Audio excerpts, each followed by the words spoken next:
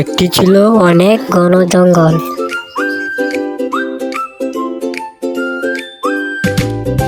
সেই জঙ্গলে ছিল দুইটি ছাগল, লালু আর বুলু।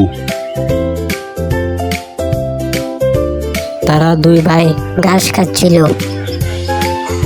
সে পাশ দিয়ে একটি শিয়াল হেঁটে হেঁটে যাচ্ছিল। সেই শেয়ালটি দেখে তাদের কাছে দাঁড়ালো, দাঁড়িয়ে বলল, আজকে খাবারটা খুবই ভালো হবে।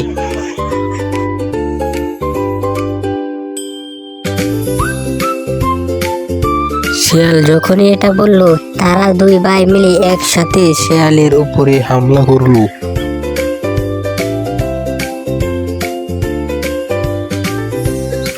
শিয়াল দেখে ভয় পেয়ে দৌড় দিয়ে পালালো।